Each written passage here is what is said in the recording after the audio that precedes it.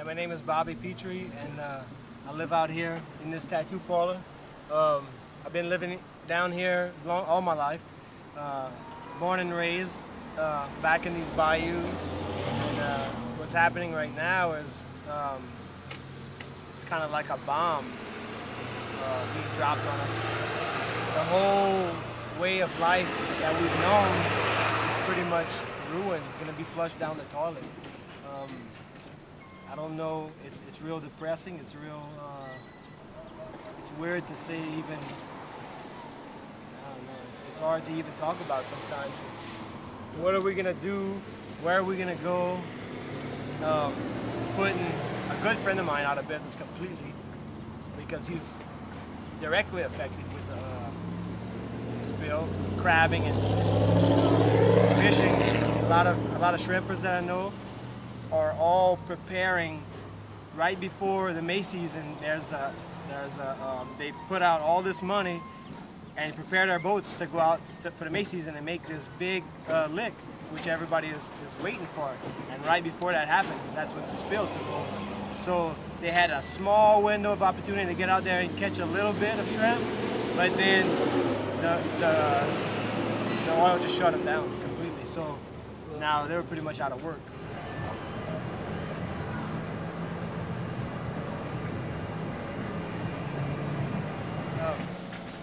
The paintings are it's just my way of venting some kind of frustration, maybe painting a picture in somebody else's mind, letting them see what I feel through my art.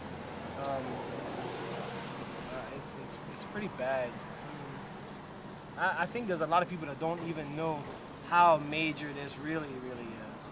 I think there's could be a lot of long-term effects. If people are talking about the Valdez spill and 20 years later, you could still go dig, 6 inches under the beach and still have, all that oil still there. I mean, that gets in our marshes. It's completely gonna be there for forever.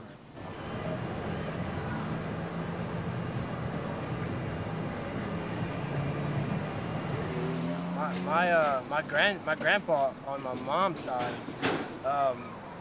he lived off of the land. He was a shrimper, crabber, he was a trapper, oyster fisherman. He did all this.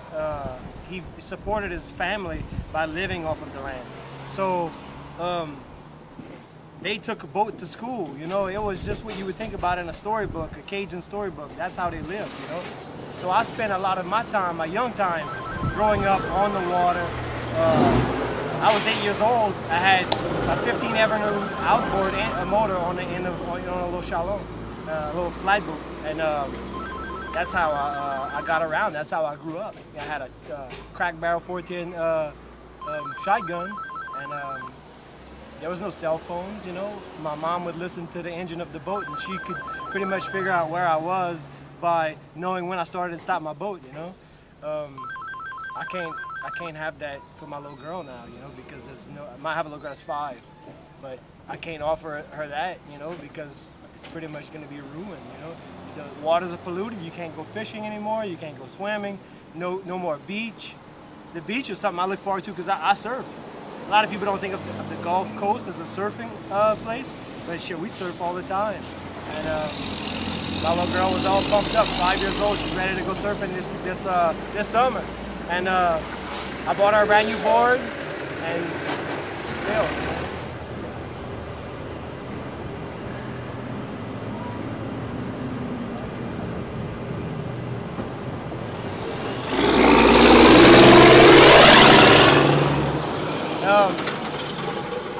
I could take what I know. I've been tattooing 20 years now. So I could take what I've learned and my skill, and I could get a job anywhere in the world if I wanted to. But I don't want to leave home. This is my home. Before I've tried moving away, but I always wanted to come back, And after opening up my parlor, and it's been 10, 12 years now that I've owned and worked just for myself. I don't want to leave, It's taken me this long to build. My clientele is one that it took me 20 years to build, I can't. To me, like the land is continue. Yeah. Exactly. And this bayou that runs here, everybody on this bayou has a little bit of that water flowing through their veins, you know? It's just in you. And nobody wants to leave home, you know? Nobody does.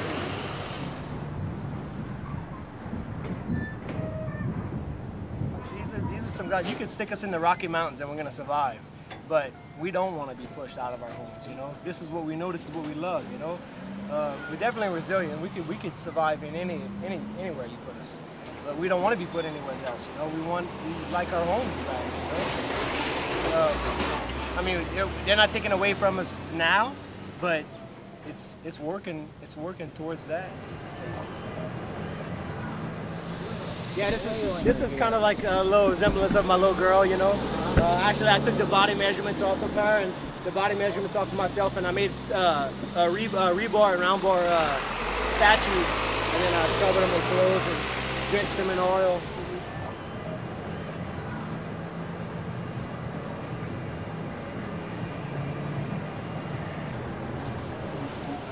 During shrimp season, you'll see guys on the side of the road selling shrimp, you know, and because the price was so bad, you couldn't sell to the sheds.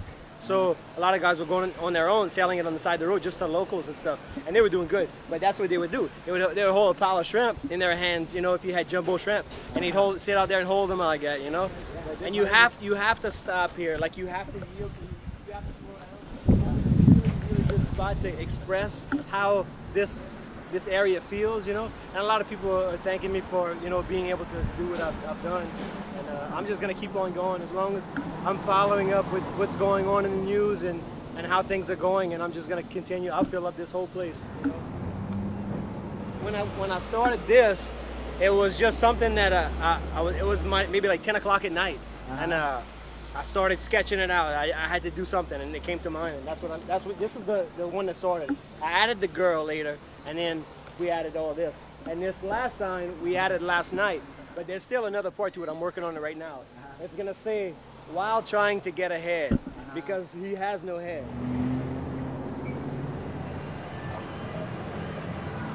God help us all. Yeah, God help us all.